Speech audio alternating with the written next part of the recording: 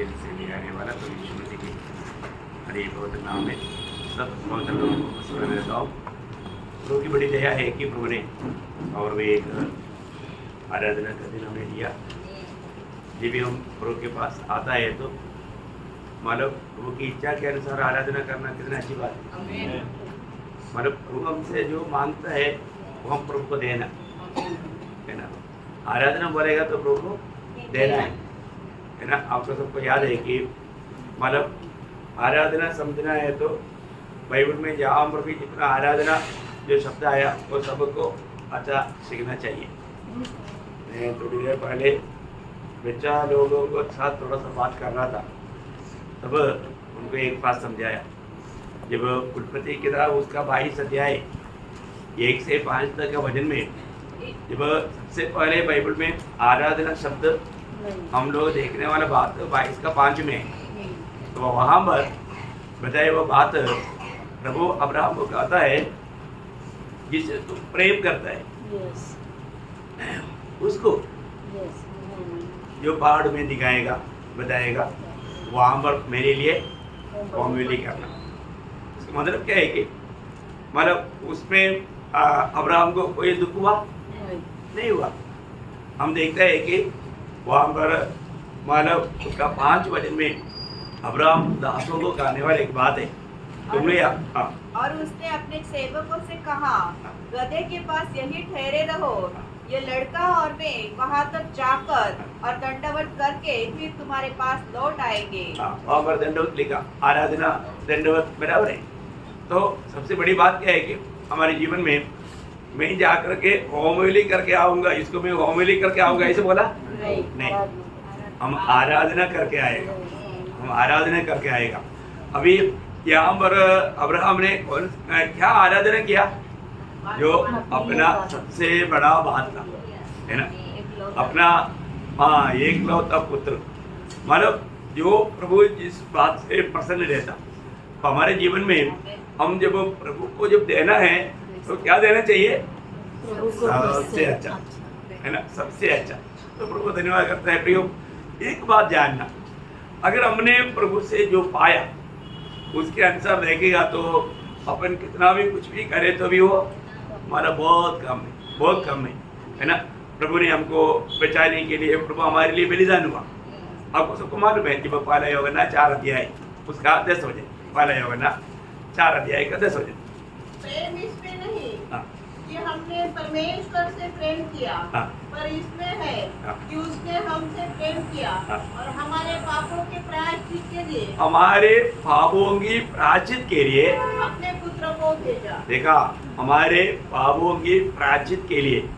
मतलब प्रभु यीशु मसीह का मृत्यु का महत्व जानना कितनी बड़ी बात है ना। हमारा पापों की प्रायश्चित के लिए ये हमें पूर्ण रूप में पाप से छुटकारा देने के लिए, मुक्ति देने के लिए पिता ने अपना एकलौता पुत्र को भेजा। अभी हमें ये बात को देखना है। मसीह जीवन अगर हम लोग मतलब जो अनुभव पाया, जिन्होंने उद्धार का अनुभव पाया, आजकल क्या है कि आजकल का बहुत लोगों के जीवन में मतलब वो लोग एक रीति रिवाज के अनुसार चलता है, परंतु उद्धार पाए हुए लोगों का संख्या बहुत कम है। उद्धार पाने के बाद में ऐसा नहीं रहता। उद्धार पाने के बाद में वो व्यक्ति प्रभु से इतना आभारी रहेगा, हर बात में वो प्रभु का इच्छा ही ढूंढते रहेगा। प्रभु की इच्छा के बाहर जाने के लिए एक उद्धार पाया व्यक्ति से संभव नहीं भी। हाँ, पर तो आज का लोगों के जीवन को देख करके हमको लगता है कि ये सब संभव है।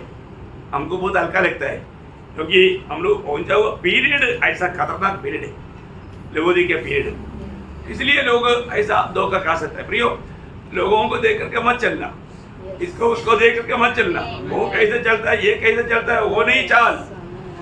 प्रियो, एक उद्धार पाया व्यक्ति का जीवन वो मसीह को जीने वाले जीवन है। और इससे कम वाला बात वो बात एक धोखा का बात है। और हमें रोज रोज बढ़ोतरी पाना है, बढ़ोतरी पाना है। हमारा आत्मीय जीवन का बढ़ोतरी, संगति तक हमारे आत्मीय जीवन में प्रोत्साहन मिलने के लिए, उन्नति पाने के लिए। आज बहुत लोग संगति का तक महत्व नहीं जानता, फिर बढ़ोतरी कैसे होगा? नहीं होगा। तो आपको मालूम है, एक सच्चा पवित्र जीवन बिताने के लिए सबसे कम से कम सबसे बड़ी बात मानव उस व्यक्ति को एक अगुवाई की जीवन बिताना। अगुवाई के बिना पवित्रता ही नहीं होता, है ना, बहुत बड़ी बात है। तो हमने पिछले दिनों में भी आपको किन किन बातों से अलग रहना है, बहुत बातें आप लोगों को समझाया। मैं एक बात आपको बताना चाहता हूँ, एक सच्चा प्रभु से हमने क्या पाया, प्रभु ये दुनिया में आकर के क्यों मरा, प्रभु किस लिए आया, है ना, जो पहले होगा ना उसका 3 अध्याय का 5 वचन पहले होगा तुम जानते हो हाँ। कि वह इसलिए प्रकट हुआ हाँ। कि पापों को हर ले जाए। हाँ देखा, मतलब पापों को निकाल डालने के लिए या दूर करने के लिए, हमारे जीवन में पाप को दूर करने के लिए प्रभु यीशु मसीह दुनिया में आया और हमारे लिए मृत्यु सका। देखा, हमारे समान, है ना, हमारे समान आकर के हमारे पापों को अपने ऊपर लिया, हमसे पाप दूर करने के लिए। क्योंकि आपको मालूम है कि जब इब्रानियों 2 अध्याय का 14 वचन में लिखा है, इसलिए जबकि लड़के मांस और लहू के भागी है, तो वह आप भी उनके समान उनका सहभागी हो गया। देखा, मतलब हमारे समान बन करके। अभी प्रभुदास ने याद दिलाया, एक घोड़े मारने के टाइम पर आपको मालूम है, जहाँ पर एक घोड़े का आया वहां पर वापस वो लगी जाता है तो कैसा दर्द होता है।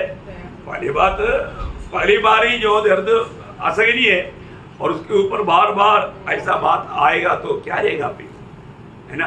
हमारे लिए प्रभु ने कितना बड़ा दुख सगा, है ना। ये सब बात अचानक नहीं हुआ फिर, यीशु मसीह के जीवन में जो भी बात होने वाला था ये बात लिखा हुआ था, है ना। प्रभु यीशु मसीह जी उड़ने के बाद में भी चेलों को बार बार समझाने के टाइम पर ये उड़ाकर कहा, लूका का सुसमाचार उसका 24 अध्याय उसका 25 वचन 27 वचन, सॉरी 24 का 27।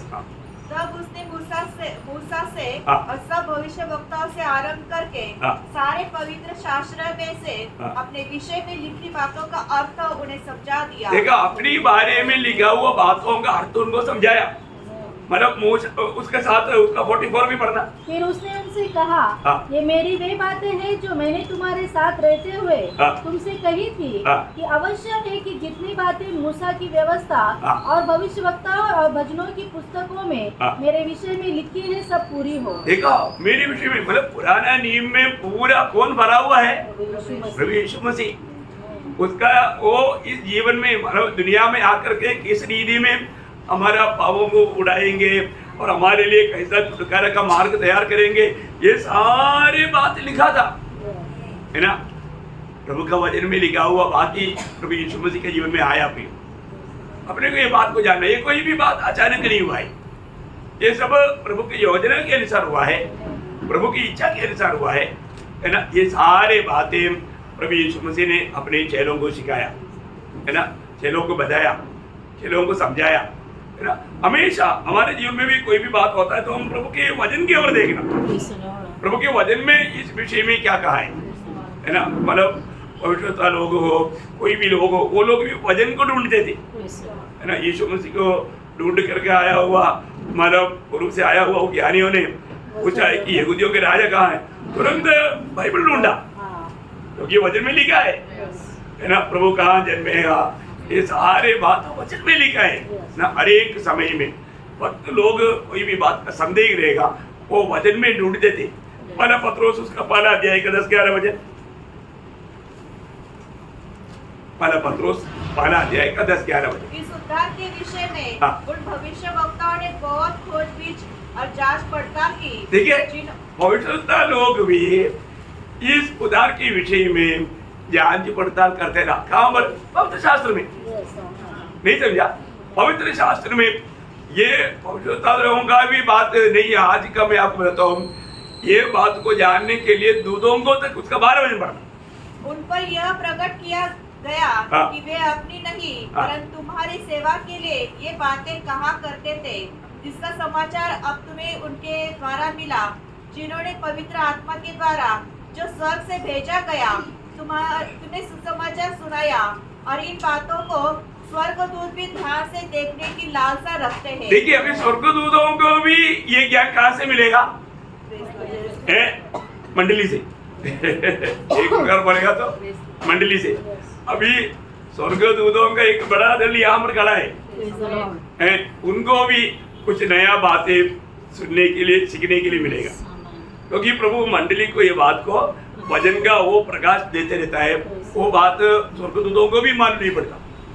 बहुत बड़ी बात है ना हमारे लिए। प्रभु हमें मिला हुआ ये सुसमाचार कितना श्रेष्ठ है, प्रभु में हमारे लिए क्या किया गया है ना।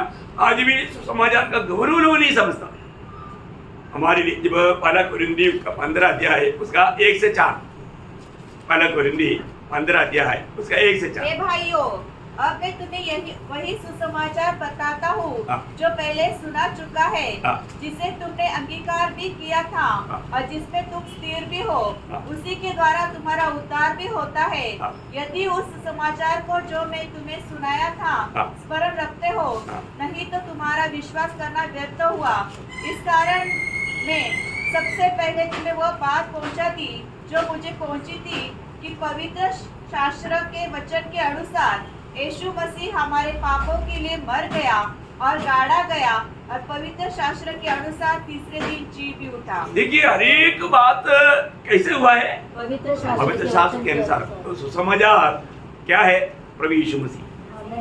सुसमाचार क्या है? प्रभु यीशु मसीह है ना। वो एक व्यक्ति है, उसको हमें अच्छी तरह वर्णन करके पवित्र शास्त्र में दिया, उसको समझना।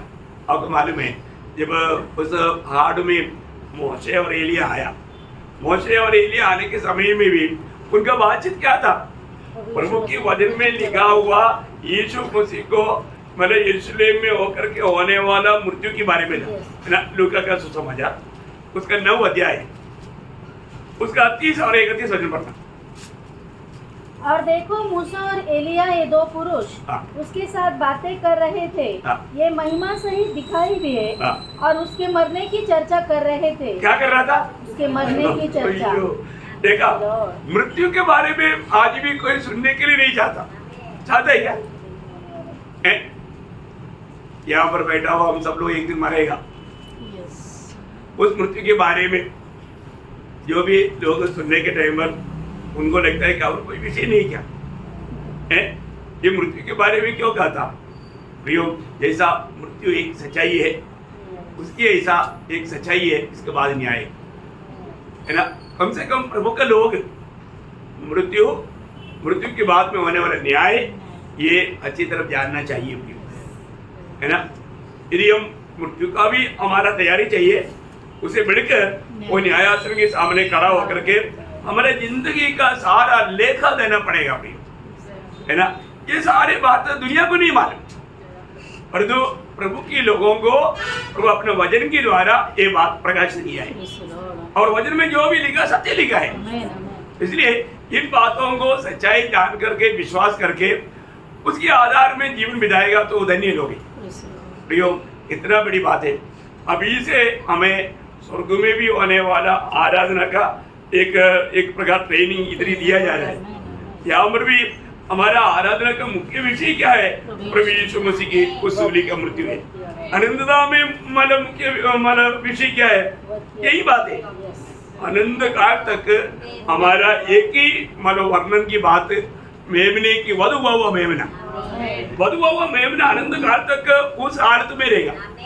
अनंत काल तक बाइबल कहता है कि अनंत काल तक उस अवस्था में रहेगा ना। जब प्रकाशित वाक्य 5 अध्याय उसका 8 से 12 वचन पढ़ना। जब उसने कसरत ले ली तो वे चारों प्राणी और 2400 प्राचीन उस मेमने के सामने गिर पड़े। उसमें से हर एक के हाथ में वीणा और धूप, जो पवित्र लोगों की प्रार्थना है, प्रार्थना से भरे हुए सोने के कटोरे थे। वे यह नया गीत गाने लगे, तू इस पुस्तक के लेने और इसकी मुहरें खोलने के योग्य है, क्योंकि तूने वध होकर अपने लहू से हर एक कुल और भाषा और लोग जाति में से परमेश्वर के लिए लोगों को मोल लिया है और उन्हें हमारे परमेश्वर के लिए एक राज्य और याजक बनाया और वे पृथ्वी पर राज्य करते हैं। देखिए इतना बड़ी बात है। भारत तक बढ़ना। जब मैंने देखा तो उस सिंहासन और उन प्राणियों और उन प्राचीनों के चारों ओर बहुत से स्वर्गदूत का शब्द सुना, जिनकी गिनती लाखों और करोड़ों की थी, और वे ऊंचे शब्द से कहते थे, वह किया हुआ मेमना ही सामर्थ और धन और ज्ञान और शक्ति और आदर और महिमा और धन्यवाद के योग्य है। देखा, मतलब स्वर्ग में भी आराधना का मुख्य विषय मतलब प्रभु यीशु मसीह है ना, वध हुआ मेमना। कितना बड़ी बात है ना, हमारे लिए प्रभु ने किया हुआ काम, प्रयोग उसका महत्व, उसका हमारा बड़ापन लोग नहीं समझता। हमें ये बात को जानना चाहिए, प्रभु हमसे प्रेम करके हमें बचाने के लिए कितना बड़ा बलिदान किया है ना, कितना बड़ा त्याग किया है ना। ये अचानक नहीं हुआ, प्रभु उसके लिए आया। प्रभु का मतलब जीवन की यात्रा में प्रभु ने ये बार बार 6 लोगों को बताते रहा है ना। जब मत्ती के सुसमाचार उसका 16 अध्याय उसका 21 वचन। उस समय से यीशु अपने चेलों को बताने लगा, हाँ, अवश्य है कि मैं यरूशलेम को जाऊं हाँ, और पुरनियों और प्रधान याजकों हाँ, और शास्त्रियों के हाथ से बहुत दुख उठाऊं हाँ, और मार डाला जाएगा। इसके बाद और तीसरे दिन जी उठूं। हाँ, आपको मालूम है, इससे पहले भी मैंने बहुत बार बताया, प्रभु ने जहाँ पर भी अपना मृत्यु के बारे में बताया, वहाँ पर प्रभु ने फुलस्टॉप नहीं किया। वहाँ पर प्रभु बोला, मैं तीसरा दिन जी उठेगा। तो ऐसा कौन दुनिया में कोई बोल सकता है क्या? नहीं बोल सकता है ना। इसका मतलब क्या है कि मतलब प्रभु के हाथ में मृत्यु का अधिकार था, तो अब हमारे लिए वो मृत्यु सका है ना। कितनी बड़ी बात है। तो प्रभु बोलता है कि मैं मानव अब यरूशलेम को जाएगा, वहाँ पर मैं उन खूनियों के हाथ में मानव सौंपा जाएगा, वे लोग मुझे मारेगा, लेकिन मैं मरने के बाद तीसरा दिन जी उठेगा। कितना बड़ी बात है, मैं मरने के बाद तीसरा दिन जी उठेगा। हमारे प्रभु यीशु मसीह जी उड़ा हुआ प्रभु है। ये सारे काम एक प्रकार, ये सारे काम किसके लिए किया? सारे मानवों के लिए किया, लेकिन हमारे बारे में, हम मंडली के बारे में बोल सकता है कि हमारे लिए किया, तो उसका पूरा लाभ हमें मिला ना। उसका पीछे प्रभु का लक्ष्य है। जब एफेसियों 5 अध्याय का 26-27 उसको वचन के द्वारा जल के स्नान से शुद्ध करके पवित्र बनाए और उसे एक ऐसी तेजस्वी कलीसिया बनाकर अपने पास खड़ी करे, जिसमें न कलंक, न जुरी, न कोई और ऐसी वस्तु हो, वरन पवित्र और निर्दोष हो। ठीक है, हमें पवित्र और निर्दोष करने के लिए प्रभु ने ये सारा काम मंडली के लिए किया। किसके लिए किया? मंडली के लिए किया है ना। बहुत बड़ी बात है ना। अपने जीवन में हमें मिला हुआ इस उद्धार का गौरव जान करके जीवन बिताना, ये अचानक हुआ वो बात नहीं। परमेश्वर ने जब मनुष्य को बनाया, अब देखिए एदन वाटिका में कितना अनोखा अनुभव था, लेकिन मनुष्य ने उनको सिर्फ सारा वृक्ष में एक ही वृक्ष का फल का माना था, जीवन वृक्ष का भी फल खा सकता था। लेकिन आप देखिए, उन्होंने जाकर के भले बुरे का ज्ञान का वृक्ष उसका फल खाया है ना। आमी बना, ये सब प्रभु को पहले से मालूम था। इसलिए जब प्रेरितों का उसका दूसरा अध्याय उसका 23 अध्याय, उस यीशु को जो परमेश्वर की ठहराई हुई योजना, देखा, परमेश्वर की ठहराई हुई योजना और पूर्व ज्ञान के अनुसार पकड़वाया गया। देखा, ये यीशु मसीह में जो भी बात हुआ है, ये परमेश्वर की बनाए हुए योजना के अनुसार था है ना। बहुत बड़ा एक बात है हमारे जीवन में, मतलब प्रभु में आने के बाद में मैं प्रभु का अनादिकाल, वो परमेश्वर जब अकेला रहने के समय में, उस समय में कुछ भी नहीं था, कुछ सृष्टि नहीं किया, उस समय में प्रभु का दिल में मैं था। ये बात का प्रकाश मिलने के लिए थोड़ा आपको प्रभु के साथ समय बिताना पड़ेगा, और जब आप ये बात को जानेगा ना, फिर आपका दिल से इतना लिपट जाएगा, फिर आपको क्या बताऊं, कोई भी कारण प्रभु से कोई भी बात आपको दूर नहीं कर सकती। लेकिन क्या है कि आज वो उसने मेरे बारे में ऐसे कहा, चलो संगति में नहीं जाए। क्या है कि हमारा आत्मीय जीवन में हम लोग कुछ भी नहीं, एक छोटा सा हवा में उड़ जाने वाला भूसा, वो दुख की बात है। आत्मीय जीवन ऐसे नहीं पी। एक सच्चा उदार पा करके जीने वाले व्यक्ति को जीवन में प्रतिकूल बहुत आएगा, कष्ट बहुत आएगा। कष्ट क्यों आता है? कष्ट हमें सिद्ध करने के लिए है ना, कष्ट हमें हमारे सिद्ध करने के लिए वास्तव में है। पर तो कई बार कष्ट के बारे में लोग एकदम रोते हैं, ऐसे नहीं भी। और हम कहा था कि प्रभु में विश्वास करते हैं, ये बात का फर्क है। हमें विश्वास प्रभु में कहाँ तक विश्वास करते हैं उस बात का फर्क है।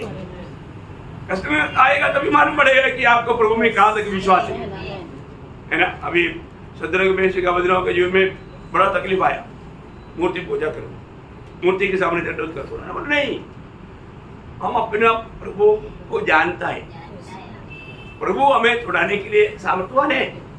अगर नहीं छुड़ाएगा तो भी हम उस प्रभु के लिए मरने के लिए तैयार है।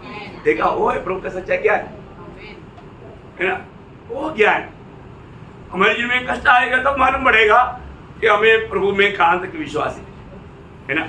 हमारे विश्वास को फिर भी कष्ट आ सकता है कि हमारे गलती के कारण भी कष्ट आ सकता है, हमें सुधारने के लिए है, हमें मसीह के स्वभाव में बढ़ाने के लिए। तो प्रभु का हमें कष्ट देने के पीछे कई प्रकार का उद्देश्य रहता है। तो सबसे बड़ा उद्देश्य हमें सिद्ध करने के लिए है ना, हमें बड़ा प्रतिफल का पात्र बनाने के लिए। इसलिए प्रियो, इस मसीह जीवन में प्रभु ने बोला ना, तुम्हें दुनिया में क्लेश है, बोलेगा तो कष्ट है, लेकिन आगे बोला मैंने दुनिया को जीत लिया है। एक हरा हुआ व्यक्ति ये बात नहीं बोल रहा है, कभी भी नहीं हरा, हर क्या है जानता ही नहीं, वो प्रभु ये बात बोल रहे हैं। फिर हमें क्या डरने का, नहीं डरना, नहीं डरना। हमारे जीवन में आने वाला कोई भी प्रतिकूल को देख करके, कई बार हमारे जीवन में क्या होता है कि अपने को प्रभु दिखता ही नहीं, क्योंकि प्रभु को आप जानते ही नहीं। हमारे लिए आने वाला समस्या हमेशा बड़ा रहता है। वो बड़ा समस्या के सामने हमारे प्रभु क्या करेगा, ऐसा विचार हमारे प्रभु क्या करेगा, ऐसे ही क्या नहीं भैया। हमारे प्रभु के सामने हमारे जीवन में आने वाला कोई भी समस्या कुछ भी नहीं है, कुछ नहीं है, कुछ नहीं है। अभी वो बोट में यात्रा करने के टाइम पर यीशु मसीह तकिया लगा कर सो रहा है, चले लोग आकर के बोलते हैं, प्रभु तुम्हें हमारे बारे में चिंता नहीं क्या, है ना, तो चिंता है ना, तुम क्यों चिंता करके डूब रहे है। प्रभु जिस नाव में वो डूब सकता है क्या, नहीं हो सकता, लेकिन उनको पर उस बात पे विश्वास नहीं है, अल्प विश्वास।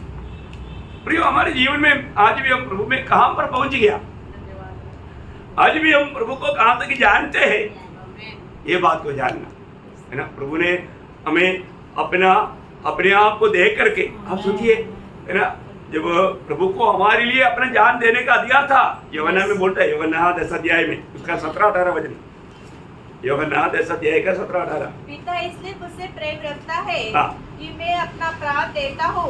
मैं देखा, मैं देता हूँ, मतलब प्रभु स्वयं देता है। प्रभु ने इसे खींच कर लिया क्या, नहीं। भक्तों के जीवन में ये प्रकाश हर एक पवित्र लोग व्यक्तिगत जीवन में पाना चाहिए करके बाइबल भी चाहता है, प्रभु भी चाहता है, और मैं भी चाहता हूँ, है ना। ये एक बड़ी बात है। कितने लोगों ने ये बात को अपना व्यक्तिगत जीवन में ये बात जान करके जीवन बिताता है। प्रभु का सूली की मृत्यु विशाल रूप में बोलेगा तो सारा दुनिया के लिए था, लेकिन उसे बढ़ करके मेरे लिए समझना है ना, ये बात हमारा प्रभु के साथ का संबंध और भी एकदम मजबूत करेगा।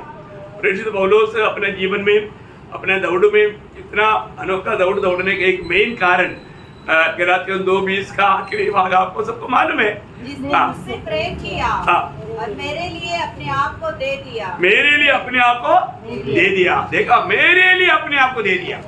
प्रियो, मुझे हर एक प्रकार का पाप से, हर एक प्रकार का श्राप से मुझे छुड़ाने के लिए मेरे लिए अपने आप को दे दिया।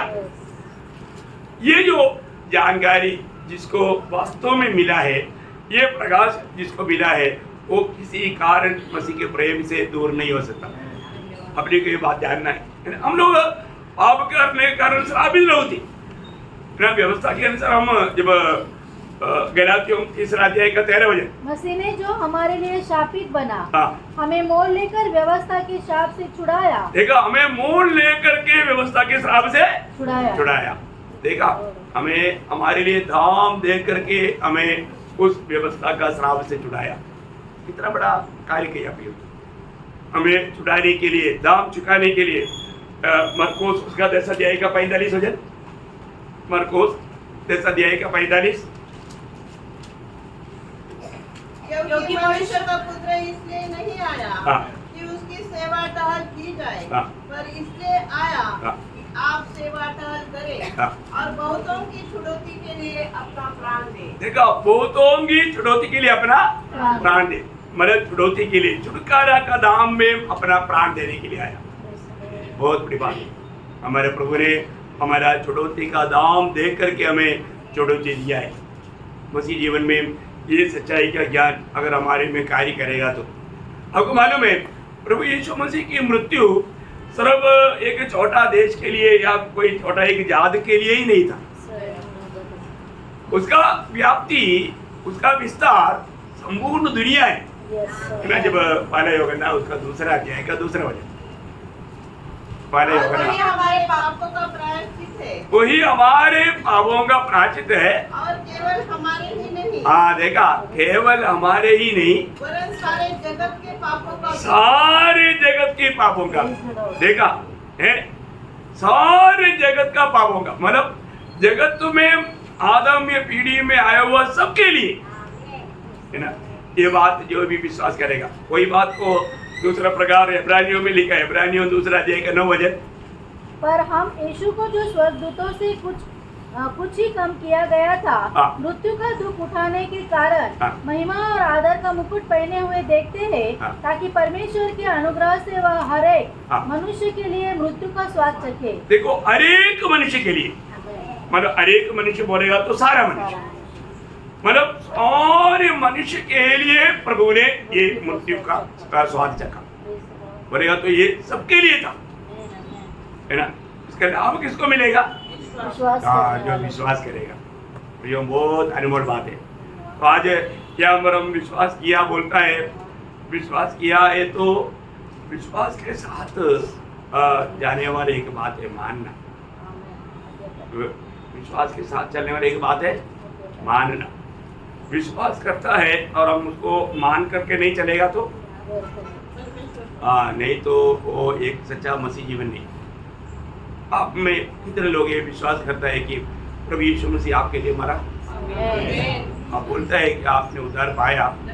लेकिन मैं एक बात आपको बताना चाहता हूँ, जब दूसरा कुरिन्थी 5 अध्याय उसका 14 से 20 तक का वचन पढ़ना चाहिए, और तो अभी उसका 5 अध्याय का 14-15 वचन पढ़ेंगे। क्योंकि मसीह का प्रेम हमें विवश कर देता है, हाँ।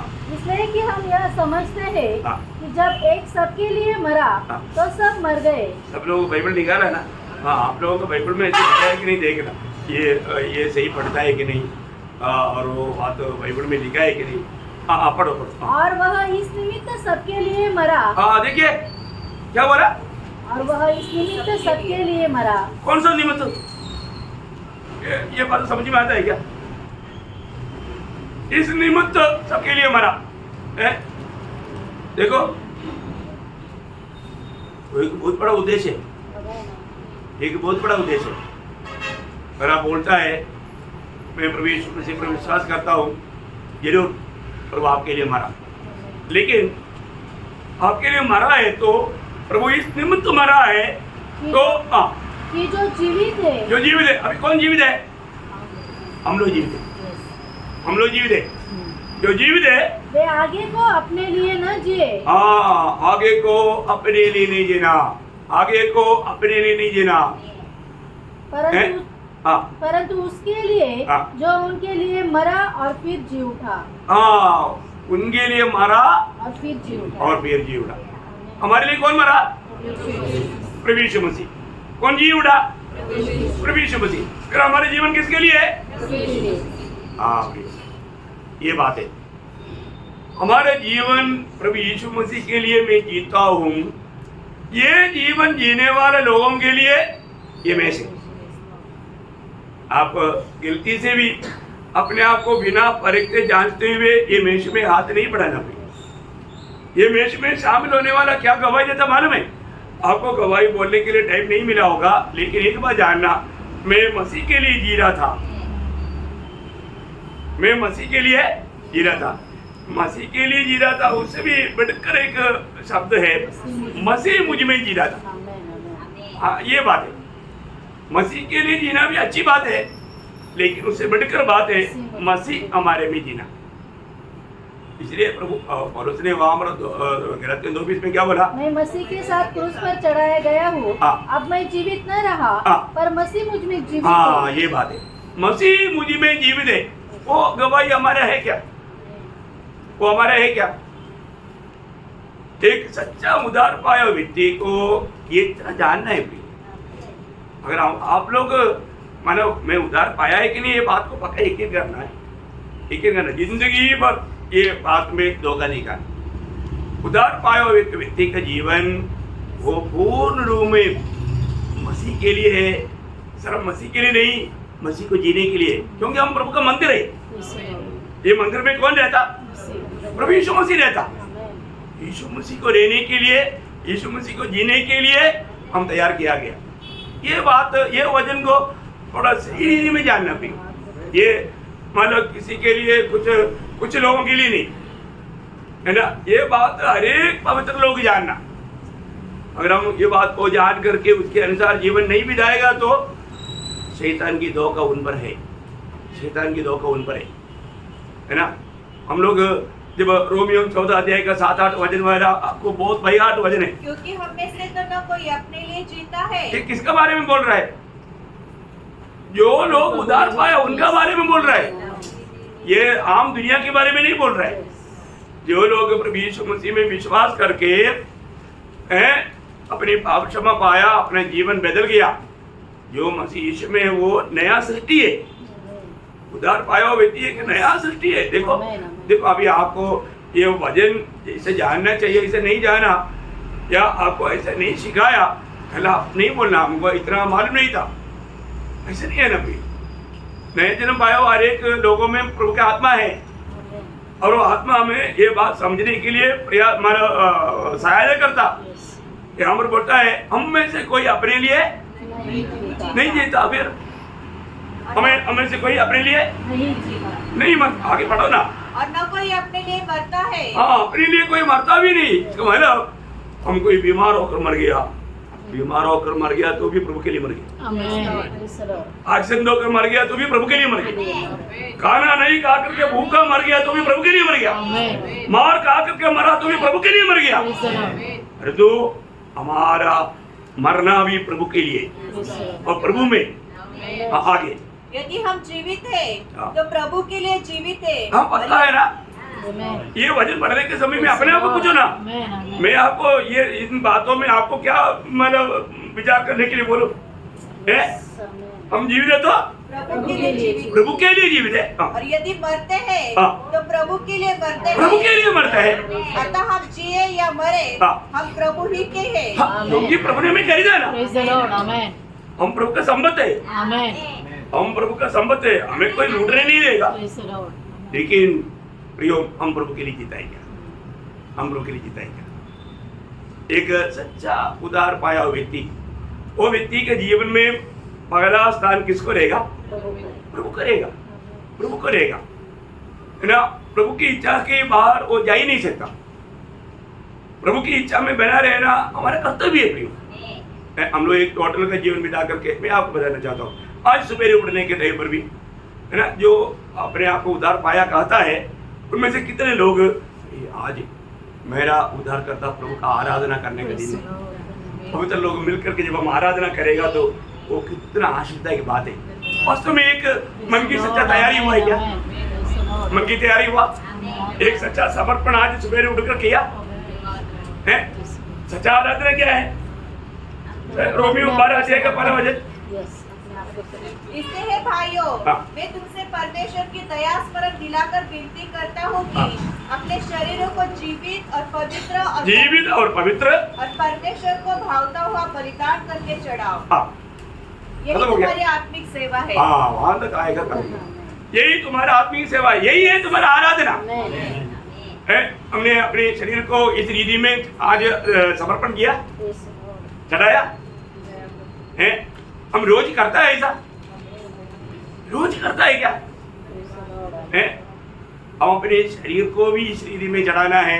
और उसका 6 अध्याय का 13 और 19 वचन में लिखा है हमारे एक एक अंगों को भी चढ़ाना है। क्या करना? एक एक अंगों को भी चढ़ाना है। मतलब क्या है कि ये रोज इस रीति में हम प्रभु को एक आराधना के रूप में हमारे शरीर को और हमारे अंगों को प्रभु के लिए चढ़ाते हुए जीने वाले जीवन है मसीह जीवन, है ना? तभी प्रभु प्रसन्न होगा। मैं आपको प्रभु में प्यार करने के कारण, प्रभु का दास होने के कारण मैं आपको बताना चाहता हूँ, एक व्यक्ति है ना आज जो सच में जो लापरवाही करता है तो आत्मिक बातों पर ही लापरवाही करता है। आत्मिक बात हमारा 3 भाग में सबसे श्रेष्ठ बात तो कौन सा है? ये बोलने वाला फिर किस बात को पहला स्थान देना चाहिए? आत्मा का बात, आत्मा का बात। लेकिन हम देते हैं क्या? नहीं है ना। अपने सबसे लापरवाही करने वाला बात है। तो कितने लोग मतलब प्रभु को भूल जाता, प्रभु का भय नष्ट हो गया, प्रभु की राहों पर नहीं, है ना, प्रभु की इच्छा जानता ही नहीं, मनमानी में जीता, उसको मसीह जीवन बोलता है क्या? नहीं। मैं आपको एक एग्जाम्पल बोलता हूँ।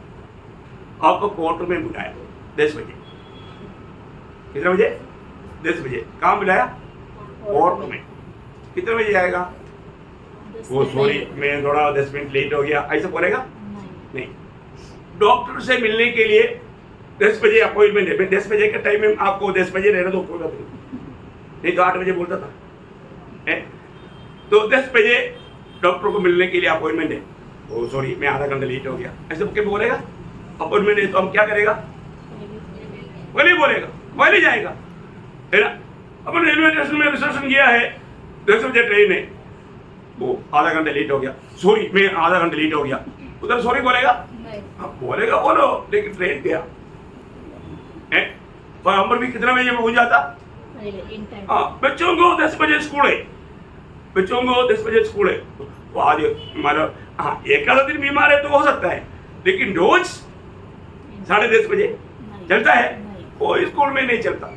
अच्छा, अगर आप मतलब स्कूल में कोई नौकरी करने वाला टीचर है तो भी 10 बजे का मतलब टाइम पर आप 10 बजे के बाद में पहुंचेगा? नहीं। वो तो सब ऐसा कभी भी कहीं भी होता है तो गुंडागिरी दादागिरी बोलते हो, मनमानी है। मतलब दुनिया की हर एक जगह पर अपने पंचों ने एक ही जगह पर अमल लापरवाही करता है, काम है प्रभु को उपस्थिति। मैं आपको बोलता ना उसका उधार नहीं, उसका उधार हुआ नहीं, ये सबूत है। क्योंकि प्रभु का जहनों में ठीक है, अभी आप एक आधा मीटिंग में नहीं आया किसी कारण से, अभी जैसे कुछ ड्यूटी रहता है, वो ड्यूटी में कभी कभी वो एब्सेंट हो जाता, ऐसा कोई बीमार हो गया तो अभी जैसे अभी जॉन सिस्टर है वो अभी यात्रा नहीं कर सकता, ऐसा अजय का मम्मी है वो यात्रा नहीं कर सकता, लेकिन वो बात अलग है। लेकिन इसके अलावा अपन कुछ भी बात बोल करके, बहाना बोल करके संगति छोड़ने वाला व्यक्ति, मैं आपको साफ बोलता हूँ प्रियो, आप वास्तव में पर को आपको उधर हुआ नहीं। आप डुबकी लिया होगा, आप प्रभु में लेता होगा, लेकिन मैं साफ साफ बताता हूँ, अरे आप एक अच्छा कंपनी में है तो भी आपका जीवन एक आदर्शमय जीवन रहेगा, एक नॉर्मल एक कंपनी का जीवन है। ऐसे तो प्रभु का मंडली का जीवन में आप कितना आदर्श बनना चाहिए भी, हम दूसरों के लिए कितना अच्छा गवाह बनना चाहिए। अरे कार्य प्रभु की आत्मा का बोझ से हमारे जीवन में अगर नहीं होता है तो मैं आपको बोलता हूँ आप जरूर कहीं ना कहीं धोखे में, आप कुछ दुनिया की मदद से संगति में आता जाता, परंतु प्रभु को महिमा करने के लिए नहीं आता, और प्रभु का महिमा होता भी नहीं है। इसे मैं बहुत नम्र विनती करता हूँ। पिछले दिनों में भी मैं 2 हफ्ते पहले बाइक राइडर का एक संदेश दिया था, बहुत विस्तार से दिया, कितने लोगों ने सुना मुझे मालूम नहीं, लेकिन मैं आपको विनती करता हूँ प्रियो, अपने जीवन में अभी कहाँ पर रहे, मेरा आत्मीय जीवन आज कहाँ पर है ना? देखो बहुत प्रकार आपको समझाया, एक शरीर का हर एक अवयव को, अंग को उसका काम है प्रियो। मंडली जीवन में आने के बाद में हमें कोई भी जिम्मेवारी नहीं है, तो मैं आपको बोलता हूँ आपका उधार हुआ है कि नहीं, आप पार करना चाहिए। मंडली में सबको अपना अपना जिम्मेवारी है, अपना अपना जिम्मेवारी है। आपको जिम्मेवारी नहीं समझा तो इसका मतलब आप बहुत बिल्कुल अब एक मतलब एक अंधकार में एक मतलब ऐसा ब्लाइंड होकर के चल रहा है। धोखा है आपका, आपको सच्चा तसल्ली नहीं रहेगा। अब मरने के बाद में प्रभु के साथ मिलेगा ये बात का पक्का आपको आशा नहीं रहेगा, है ना। बहुत बड़ी बात है, बहुत दुख की बात है। अपने आप को परखना भी हो, क्योंकि हम लोग बहुत आखिरी समय में मेरे उद्धार हुआ है कि नहीं, मैं वास्तव में आज प्रभु मुझ में जी रहा है कि नहीं, प्रभु की महिमा मेरे जीवन के द्वारा हो रहा है कि नहीं, ये बात को परखना भी हो। और भी गलती होता है, वो तो इंसान है तो गलती होगा, लेकिन गलती कबूल करेगा, कबूल करेगा। देखो जो व्यक्ति गलती कबूल नहीं करता, प्रभु ने वचन क्या बोलता, नीति वचन 28 का 13, है ना, जो मान लेता और छोड़ देता उस पर दया किया जाएगा। प्रियो मैं किसी को भी कोई दबाव नहीं कर रहा हूँ, लेकिन आप अपने जीवन को देखो प्रियो, आपको आप प्रभु को किस रीति में प्रभु का महिमा करते हैं, प्रभु का महिमा होता है क्या, या आप एकदम दुनिया के साथ मिलते जुलते जा रहे हैं क्या, ये बात को परखना। अपने जीवन में किसी प्रकार भी धोखा मत खाना भी। इसलिए मैं नम्र भी नहीं करता हूँ, हर एक लोग अपने जीवन को परखो, एक दूसरे के ऊपर दोष मत लगाओ, है अपने जीवन। आज मैं प्रभु का लायक जीवन मिलाता है क्या, क्या ये वजन आपको मैं एक बात भी आपको बताऊं, आपको प्रभु ने एक काम बताया, अगर आपने वो काम नहीं किया ना, आगे को आपको प्रभु काम बोलेगा ही नहीं। आज बहुत लोगों के साथ प्रभु बात नहीं करता, कब, कई सालों से, क्योंकि प्रभु ने जो बोला था उसने किया नहीं। देखा, जब तक आप याद करो आखिरी में प्रभु ने आपको क्या बोला और आपने क्या किया, अगर वो नहीं माना फिर उस दिन से प्रभु का आपके साथ का बातचीत का आप बहुत लोगों ने इसलिए बहुत दिन से प्रभु का वाणी नहीं सुना ना, संगति में आने के टाइम पर भी वचन सुनने के टाइम पर बुरा लगता होगा ना, कारण क्या मालूम है, आप बहुत पीछे पेंडिंग में। और दूसरी बात, आपके आत्मिक उन्नति, आपको जो वचन का प्रकाश दिया था वो प्रकाश के अनुसार आप चला नहीं तो आप आगे प्रकाश नहीं देगा, प्रभु आगे प्रकाश नहीं देगा, आपका उन्नति नहीं होगा, वहां पर भी जाएगा। प्रियो आत्मिक जीवन को आप एकदम मजाक मत समझना, बहुत गौरव का जीवन है, बड़ा अनुग्रह पाया हुए लोग हैं।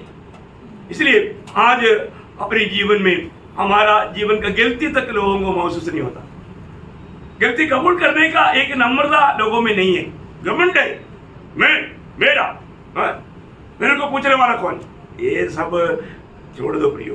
प्रभु का उपस्थिति में ऐसा ना करो, नम्र बनो, प्रभु की उपस्थिति में नम्र बनो। हमारे यीशु मसीह नम्रता सिखाया, नम्र होने के लिए सिखाया, प्रभु का जुआ लेने के लिए प्रभु ने बोला। जुआ लिया क्या कभी? जुआ लेगा तो वो जो बोझ जो है वो भी प्रभु वो जुआ में अब दूसरे का भी उड़ा देगा, इतना आपको हल्का चलाता है, बहुत बड़ी बात है। तो जरूर हम प्रभु का मेष में जाने से पहले मैं विश्वास करता हूँ, हम जो सच्चा उद्धार पाए लोग इधर आने से पहले अपने आप को परख कर जांच कर तैयारी के साथ आता, इधर आकर के परखने की जरूरत नहीं पड़ता, एक सच्चा योग्यता के साथ। क्योंकि 11:23 से 32 तक का वचन हम हमेशा अधिक बहुत पढ़ा आपको सबको बाई हाथ है, लेकिन वचन कहता है कि हर एक लोग अपने आप को जांचे और परखे। अगर आप ना जांचते हुए ना परखते हुए अयोग्य रीति में हाथ बढ़ाता है तो प्रभु का वचन कहता है आप मानव दंड को खाता और पीता, इसलिए आप बीमार पड़ सकता है, आपके जीवन में मृत्यु तक आ सकता है। खतरनाक बात है, ऐसे ना होने दे, अपने आप को जांचे परखे। प्रियो हमें बचाने के लिए प्रभु ने हमारे लिए क्या नहीं किया, उस प्रभु को मैं वास्तव में प्यार करता है क्या? आज भी सवेरे उठ करके एक बार भी प्रभु को कह पाया प्रभु यीशु मैं आपको प्यार करता हूँ? प्रियो मणिपुर में क्या हो रहा है आपको मालूम है? इतना भयानक बात है प्रियो, आज इतना शांत अवस्था में, इतना अनुकूल परिस्थिति में प्रभु ने हमें रखा, तो भी हम प्रभु से आभारी है क्या? प्रभु सबको सहायता करे, प्रभु की महिमा।